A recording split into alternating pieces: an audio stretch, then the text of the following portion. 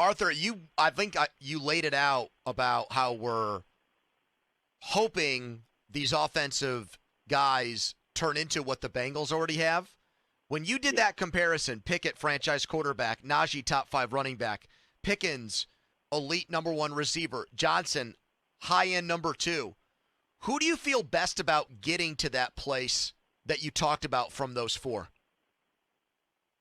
Well, the no-brainer is Pickens right now. I mean, Yeah. because you got your boy Kenny throwing it. You know, you got your boy Kenny. Shout out, shout out.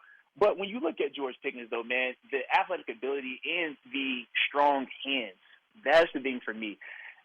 Guys can get open in this league, but as we've seen, you're not always going to catch the ball.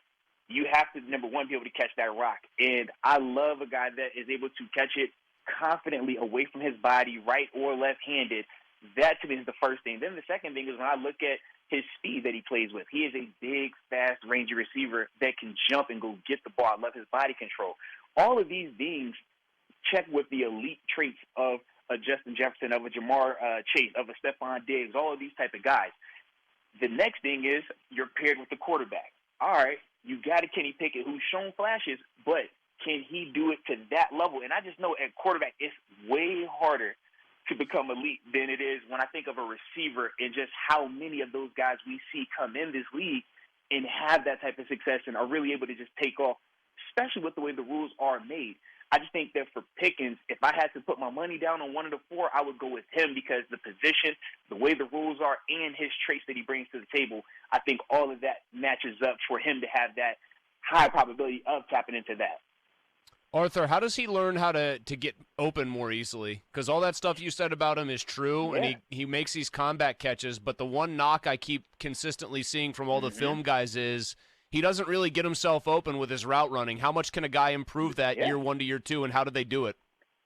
Yeah, that's very accurate, and that was the criticism. You know, when we would talk about why isn't Deontay, or why does Deontay get these targets, why doesn't Pickens get more targets, just throw it to Pickens, it's as a quarterback, man, or as a younger player in this league, you want to throw to what you can see that is clearly open. Deontay Pickens, like you talk about, man, it's combat catch. So you really got to feel confident that that guy is going to win and that you can put that ball where it's supposed to be every single time.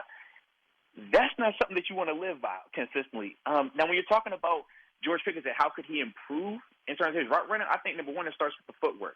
You look at Deontay Johnson, man, and look at how detailed he is when he's getting in and out of his breaks. His feet never stop moving. The way that he's able to change his levels, that also gives him speed to accelerate out of those breaks, and that's why he creates separation so much on slants, on ends, and outbreaking routes. For Pickens, he has that athletic ability, but he's a taller guy. He's longer than a Deontay Johnson. So in that vein, he just has to work on, number one, understanding how he wants to change his levels. I think the more he works on his craft, because remember, he was coming back from an injury as well. I think another offseason where he's able to just work on his craft of getting in and out of his breaks at the NFL level, because even though he played at Georgia, and Georgia is a dope school, it's not the NFL. And that's the part for him where I just think that he's going to continue to just have to refine the route running element of it, refine the basic fundamentals, because at this level, we all as fans get enamored with the highlight reel plays. But when I think of Antonio Brown, you know what made him so special? It wasn't that he could make highlight plays. It was that he could do the routine things extraordinary. You talk about a guy running the route. He could run it perfectly every single time. You talk about catching the ball, hand placement, consistency every single time. Discipline in terms of how he has his eyes. When does he want to look up at the ball? Consistency every single time.